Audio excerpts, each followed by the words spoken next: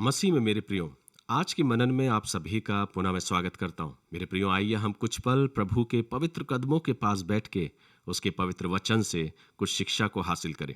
मेरे प्रियो, परमेश्वर का वचन यशायाह नबी की पुस्तक 26वें अध्याय के तीसरे पद में यूं कहता है, जिसका मन तुझ में धीरज धरे हुए है उसकी तू पूर्ण शांति के साथ रक्षा करता है, क्योंकि वह तुझ पर भरोसा रखता है। मेरे प्रियो, आज का वचन उन लोगों के लिए है जो अपने अशांत मन के साथ अपने जीवन को व्यतीत कर रहे हैं, जो अपने जीवन में विचलित हैं। बाहरी समस्याएं और तमाम प्रकार की परिस्थितियां उनके मन को विचलित की है। आज का वचन आपके जीवन के लिए है। मेरे प्रियो, अगर आज हम दुनिया की ओर अपनी निगाहों को करें और दुनिया की तरफ जो शोर आज चारों तरफ हमें सुनाई पड़ता है, जहां पर समस्याएं हैं, समाचार है, दबाव है, विरोध है, ऐसे सब बातों को सुनकर हमारा और आपका मन विचलित हो जाता है। लेकिन मेरे प्रियो, जो अपने जीवन को प्रभु के संग व्यतीत करते हैं, जिनका विश्वास प्रभु में अटूट होता है, उनके जीवन से वो शांति कभी भी चुराई नहीं जा सकती। इसलिए सच्ची शांति परिस्थितियों पर निर्भर नहीं होती मेरे प्रियो, जो हमें चारों तरफ दिखाई दे रही है, जो चारों तरफ सुनाई दे रहा है।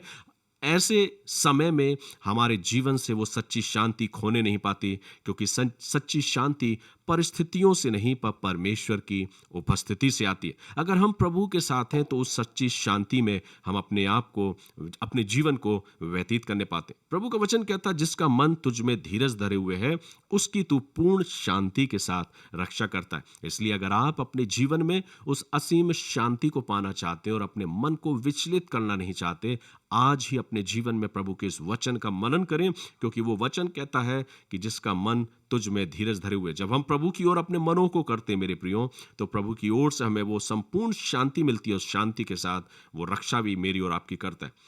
परमेश्वर के वचन को जब हम मनन करते हैं तो हम इस बात को देखते हैं कि यीशु मसीह जब अपने शागिर्दों के साथ उस झील में, उस नाव में थे, तो भयंकर तूफान आया। शिष्य तो भयभीत हो गए, लेकिन प्रभु यीशु मसीह उस नाव में सो रहे थे। वचन कहता है कि वो शांत थे, उनके अंदर कोई ऐसी विचलित जीवन को हमने नहीं देखा। लेकिन जब शिष्यों ने उन्हें जगाया तो उन्होंने उठकर उस आंधी और तूफान को शांत किया और डांटा। मेरे प्रियो, ये सब कुछ कैसे संभव था? क्योंकि जब यीशु मसीह उस तूफान में, उस नाव में थे, चारों तरफ लहरें थीं, लेकिन फिर भी प्रभु यीशु मसीह शांत थे। वो जानते थे कि उनकी शांति उस तूफानों से नहीं, या वो तूफान उनकी शांति को भंग नहीं कर सकता, क्योंकि वो जानते हैं कि उनकी शांति परिस्थितियों पर निर्भर नहीं थी, पर उनके अधिकार से थी।